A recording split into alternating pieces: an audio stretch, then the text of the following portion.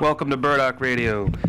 My name is Keith Gosta. I'm the producer of the show. The things you will hear over the next hour represent the views of Burdock Radio and the people making them. All opinions, quotations in no way represent River West Radio and are the sole responsibility of the producer and the guests. And River West Radio is not liable for any legal actions arising from the content of this program. All right. Did that. My guest today is Jordan Lannert. Welcome, Jordan. Hello. Hey. Jordan has been playing bass for... How long have you been playing bass, Jordan? Well, I've been playing bass since I was 16, actually. Okay. That's when I started playing bass. But before that, I was playing guitar and drums. I started guitar when I was about 11, 12 years old, and kind of happened that our bass player for our band in high school really just couldn't play with us anymore, didn't want to, so we ended up just kind of not making music. And I decided to start playing bass there, and we tried to go for a little bit with me as the bass player, but then our band kind of broke up, and I like playing bass. It's my favorite instrument, Right. So I just stuck with that. Okay. The next question I got for you is... that song that we just heard was yours. It's called Work with the Tides, right? Correct. Right. Now, you just told me that you play bass, but you also play a lot of other instruments because I heard a lot of other stuff going on there. That was a solo piece, right? Correct. Okay. So, how do you start making your own music like that? What led you to do that, I guess? Well, that, like I was talking about before with the band breaking up and everything, I just kind of, I had always written some of my own songs and just was kind of shy or didn't really want to play my own music when I was in a band and, kind of self-conscious about it. But then not playing music with people and not being in a band or anything, it was just really hard not to be able to, get down and play music, which is what I love to do. So I started writing songs and got some recording equipment, and that's kind of how that started. Right on. Oh, we're just shuffling things around over here. So, what were your influences when you first started playing? Not just bass, but music in general, because I hear a lot of different influences, because this is how I know Jordan. I should just clarify. He comes to the Tuesday night open mic every once in a while, and I bartend there. And so I started seeing him play there, and it was really crazy to see somebody getting up and playing solo bass and just absolutely killing it. And then we got to talking a little bit more, and I found out all this other stuff that you did. Yeah. And you were nice enough to share some of the music that you've created, and I really dig it. So I guess I just want to know, who were you listening to when you started writing, and who were you listening to when you started playing? Well, what I was listening to, I have 3 older brothers, and they're all a couple years older than me, so they were all listening to these different kinds of music that they had in high school, so that I kind of was listening to whatever they had because I thought they were pretty cool and their music that they were listening to was pretty cool. But on the other hand, when I was really young, instead of stealing, because they would get mad when I stole their CDs, I would take my parents' record player and their old records, and the first music I started listening to was really classic rock. My dad had almost every Pink Floyd vinyl, a lot of Zeppelin, The Who, stuff like that. Just really, classic rock kind of stuff. And then after a while, I was, getting really into the rock and roll, but I just had some appeal to people who had, just overwhelming talent on their instrument. And one genre in particular is heavy metal. I've always loved heavy metal. That's what I got into right after the classic rock was heavy metal, and it starts out the same way with pretty much everyone, with the Metallica and stuff like that, and Slayer, and then eventually you get into all these different kinds of metal, and in that aspect it's disregarded as a great form of music because of the screaming. Not a lot of people like that, but some of the musicians in heavy metal are just, over the top with their whole playing style and all the different kinds of stuff they do. So, all right. classic rock, then heavy metal, and then I started playing bass, and it moved on to old funk and electronic stuff because I dig the bass in a lot of electronic music. It's pretty easy to get into. Right. You have a pretty large pedal board. I've seen you pull along with you occasionally. Yeah, the big pedal board. And do you play with a lot of effects when you're writing, or do you find that you kind of throw those on after you've already come up with like a particular line or something? I would usually say I would put those on after I've already kind of written some sort of aspect of the song I'm going to make. And then maybe there's a couple parts that are designated for, I need that sound in there to make that part of the song. Okay. So, well, I was going to throw another track of yours on. And I'm using his iPod today.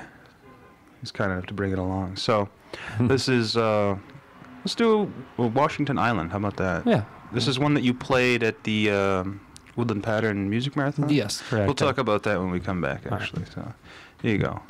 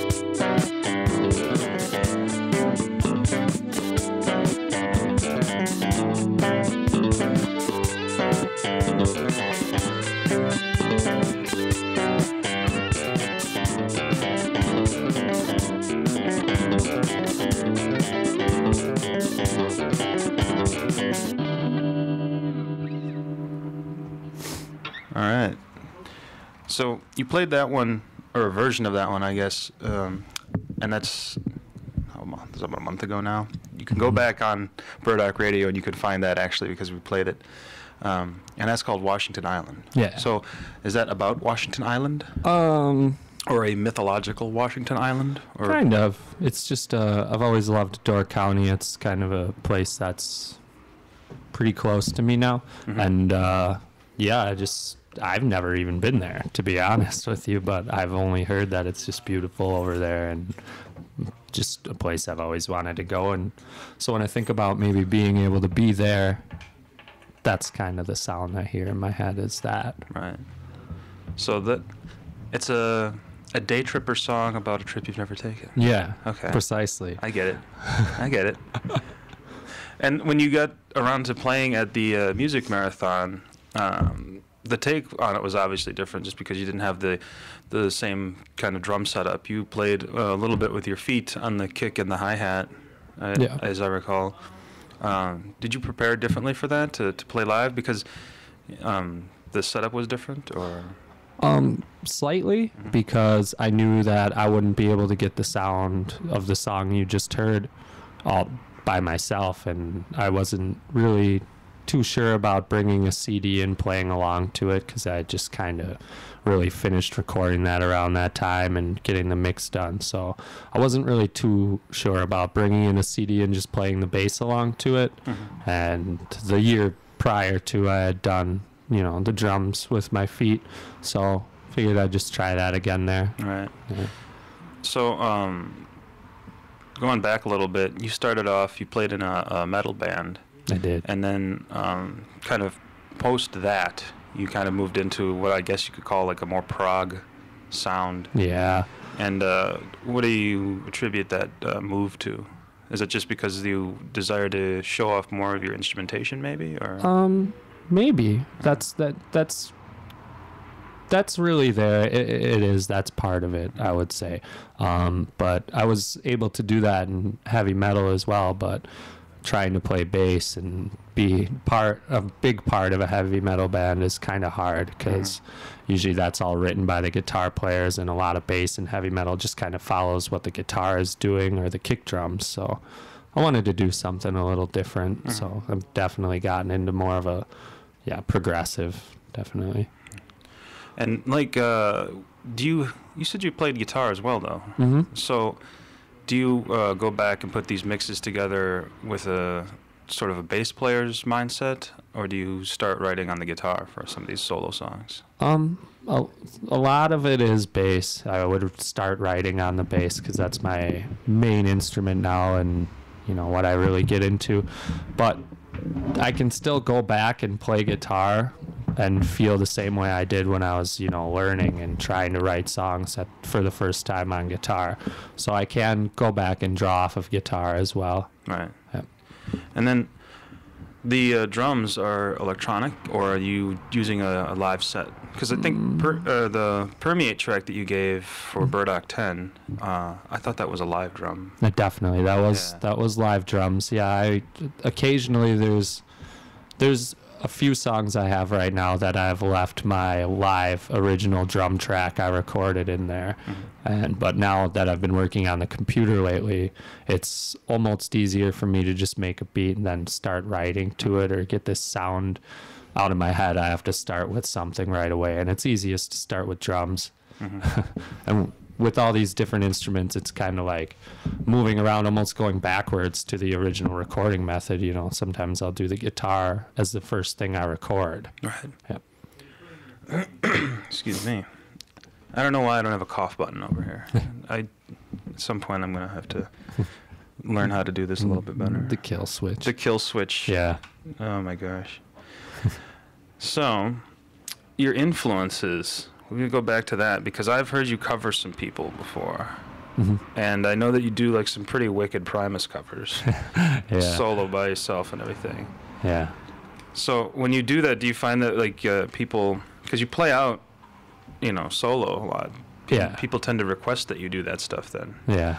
Almost. Yeah. Do you have you taken money yet for these requests? No. Good, because Les Claypool's going to want some of that. Yeah, Can't do too many of those live. No.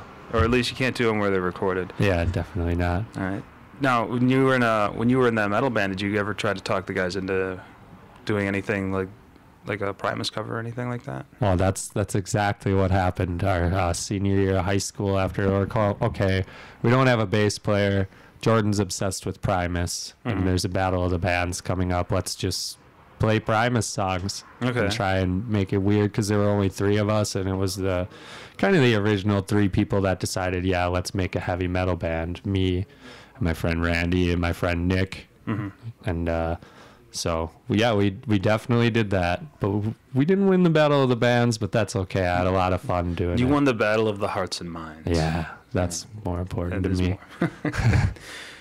And you kind of been you've been flying solo for a little bit. Are you looking to get into any projects with other people at all? And definitely. There's always things that I hear about, or I'll want to do, and I've always wanted to be in a kind of more of a organized band, regular playing shows at places like gigs, and writing our own music once we actually got together. But I would bring my own material to the table as well, or try and find some people that would be willing to play my material. I have a few people that I've jammed with regularly for a long time now, and we've always talked about getting something together, and I'm thinking that might happen soon. Okay. So you play out in Waukesha a lot? Downtown Waukesha. The Friday Night Live over the summer is definitely a really cool thing, where they close off Main Street, and there's just music everywhere, and there's an open mic on Friday nights at Sprizzo, the coffee house art gallery place down there. Okay. And that's a lot of fun there too. Right on. Well, I was going to try and slam another track on here. What do you think would be the next one? I was looking at the song Flux that you have. Oh, yeah. That would be a good one. Yeah. So I think we should talk about that. It's called Flux Circuit. Yeah. And it's different from a lot of the other stuff that you've done.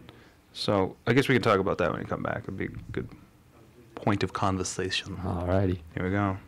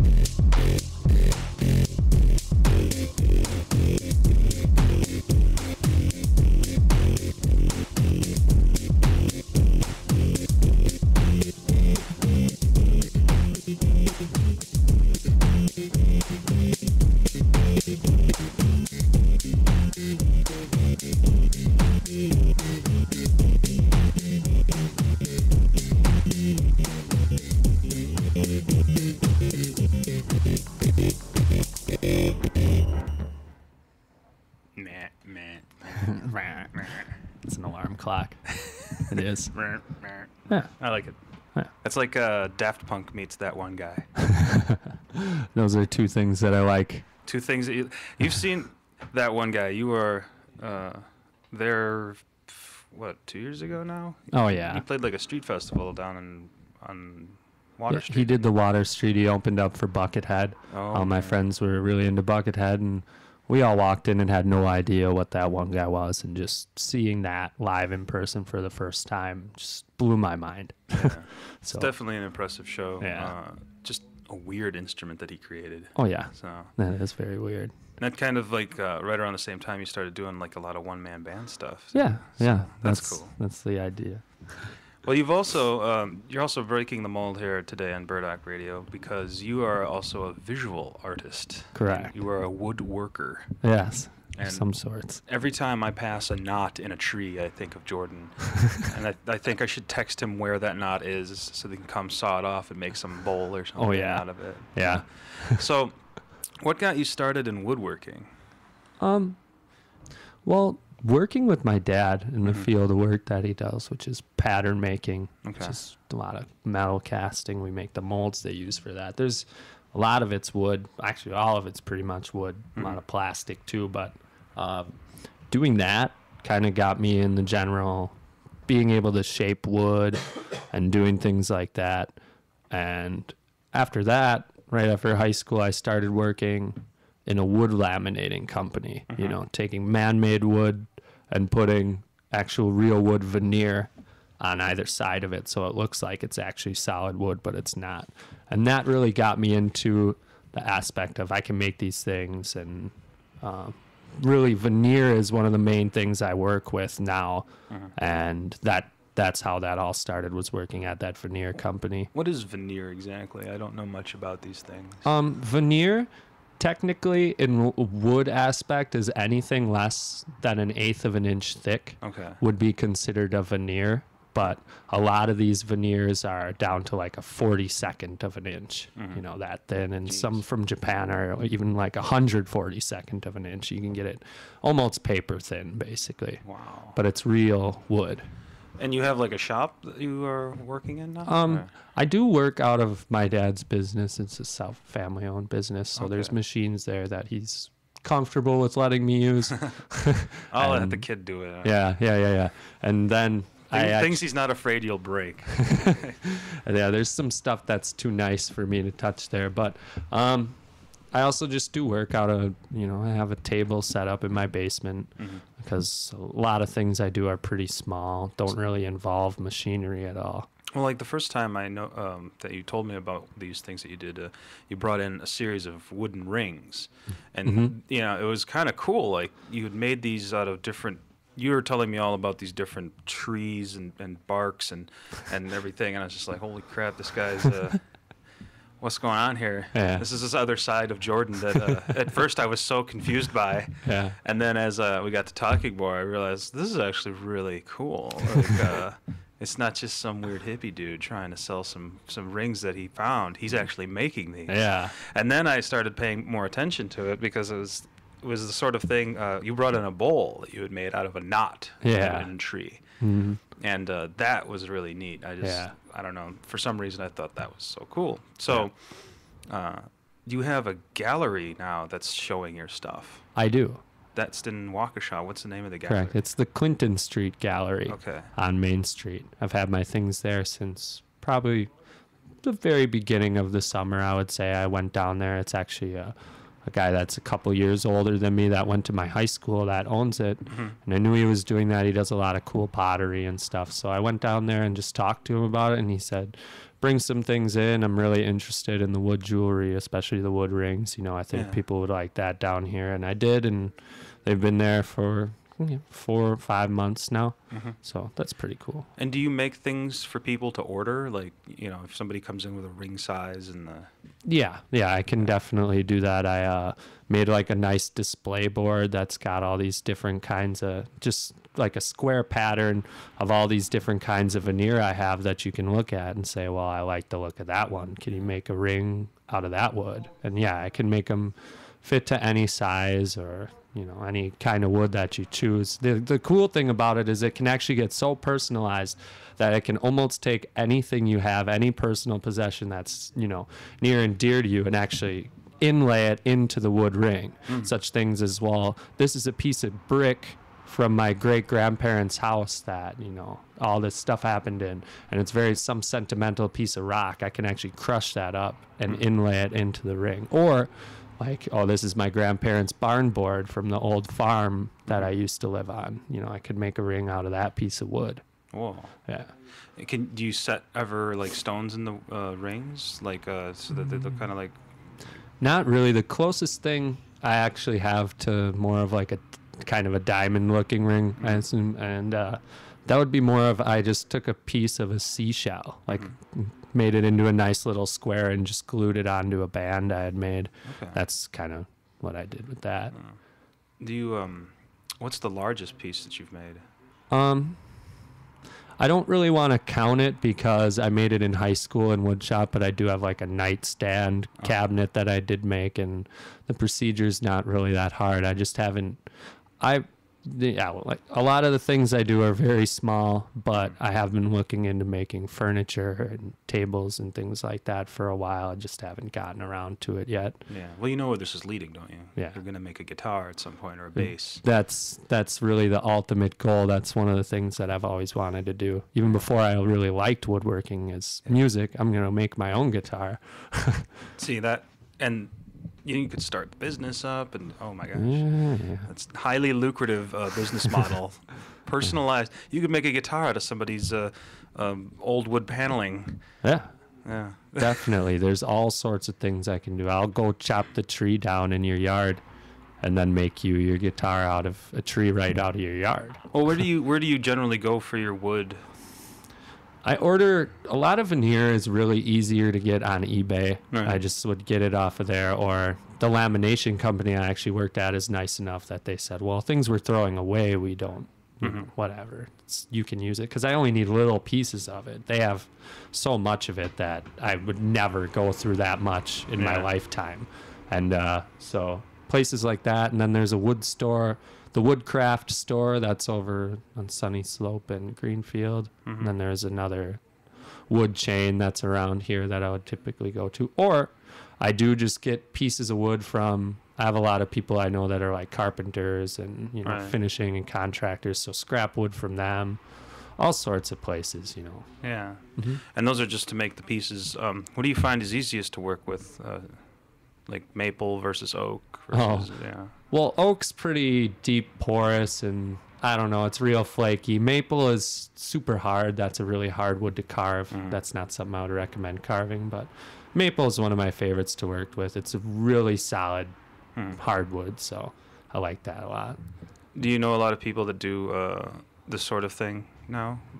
Not really. Okay. I mean, a couple of my friends have expressed interest in it, and one of my friends, Alec, actually, he made a couple little pieces and showed them to me, and it's pretty cool. But yeah, I know a couple people that I've known this whole time, but now that I do more woodworking, I get to talk to them about it more. So. Okay. Well, I was gonna play. You have a track called Slivers. Yeah. On here. And I thought that's pretty much the thing to play at this point. So if I can stop shaking from caffeine long enough to select it. All right. Oops. There we go.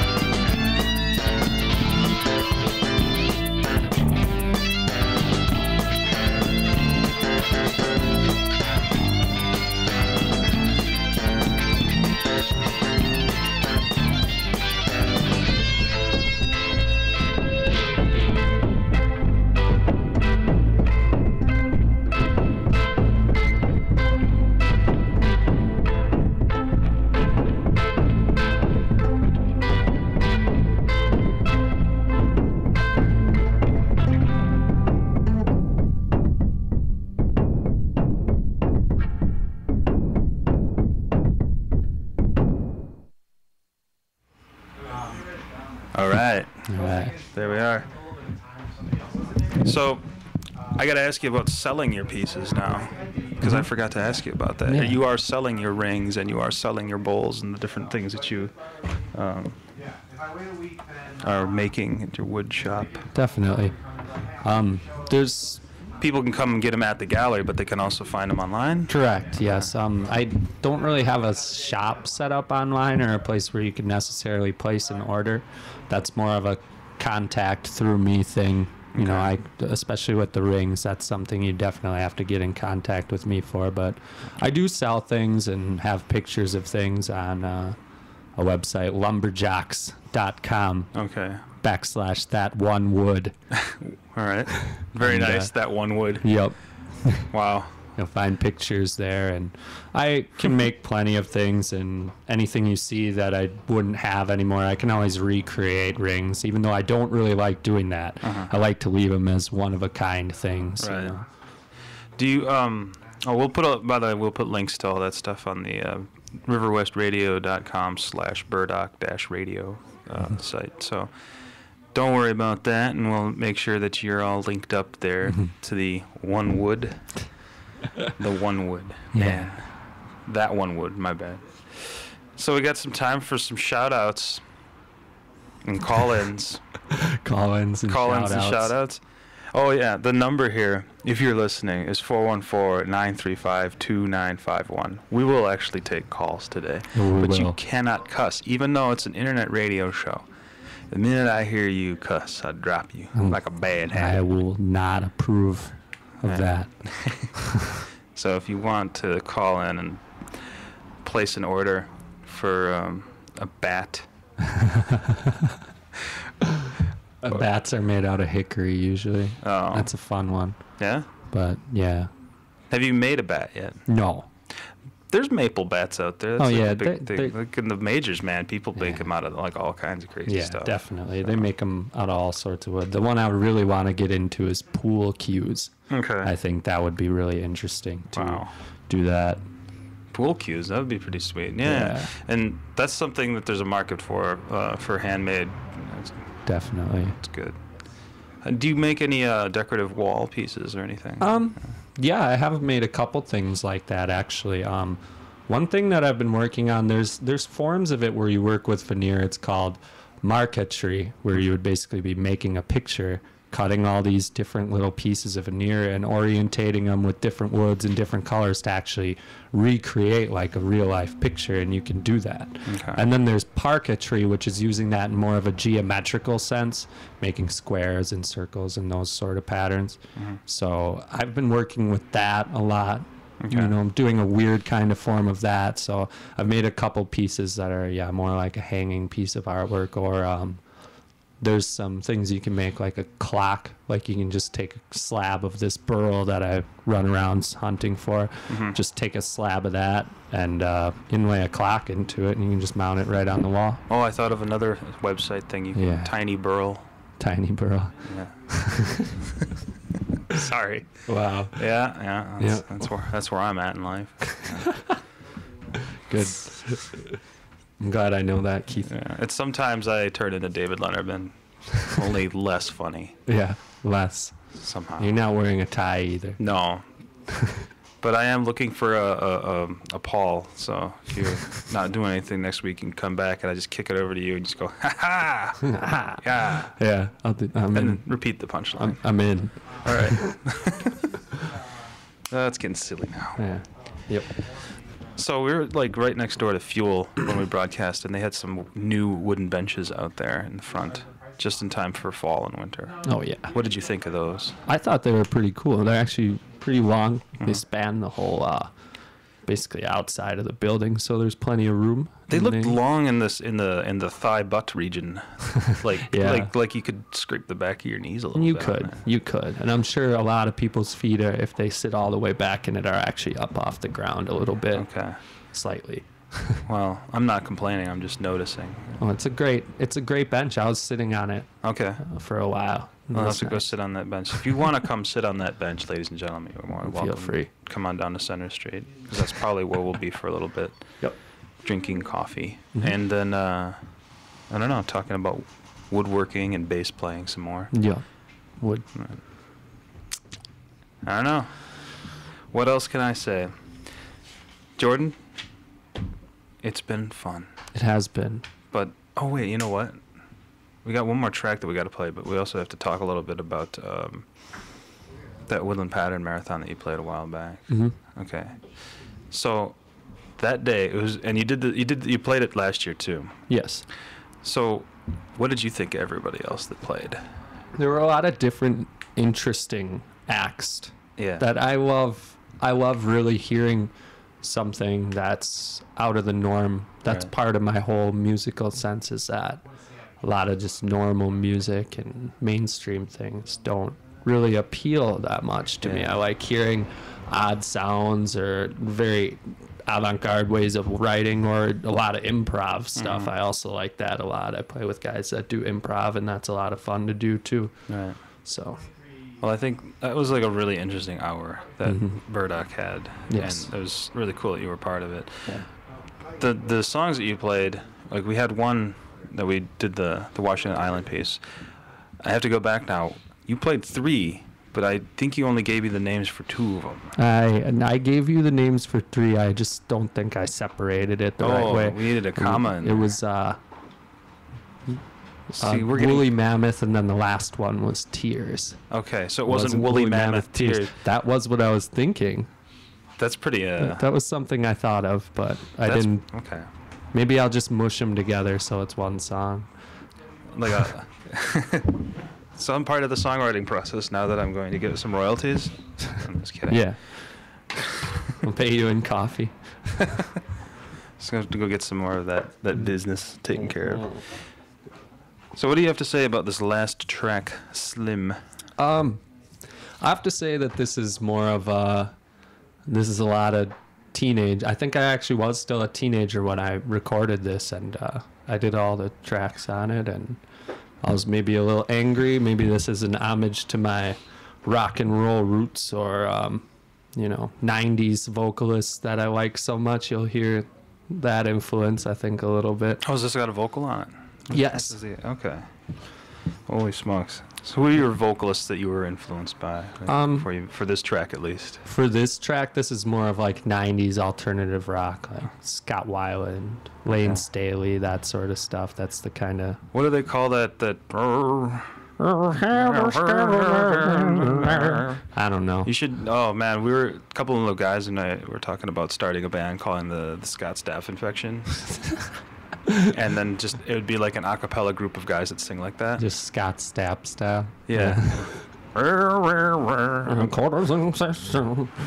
we don't just do their songs. We do every song. Oh, yeah. You Like, can... 99 Luftballons. That's something that...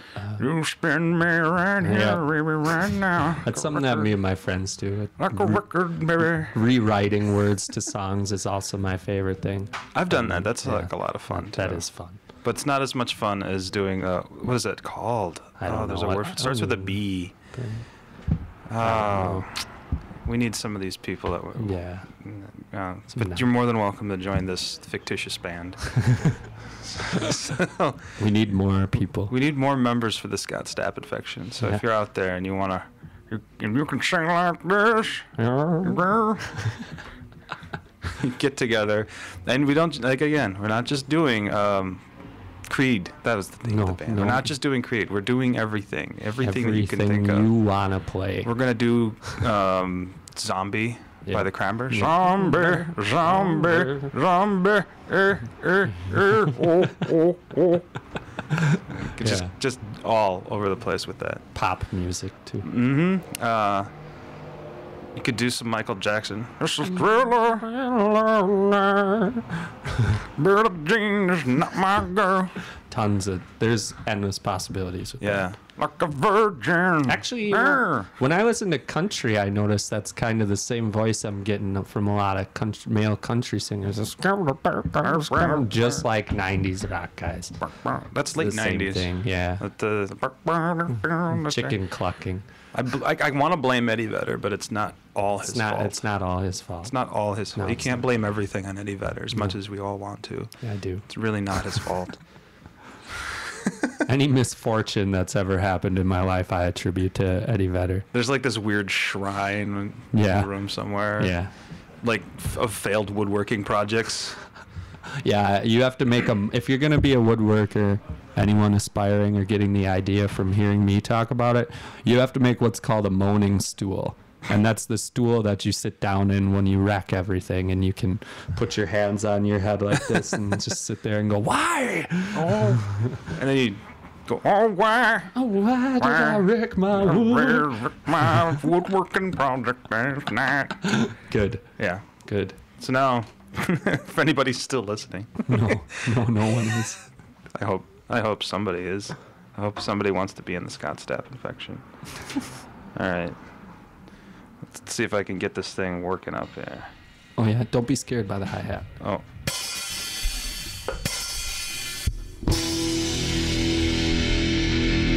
Oh, by the way, my guest today was Jordan Lamb. Be back next week with Sigmund Snowbike.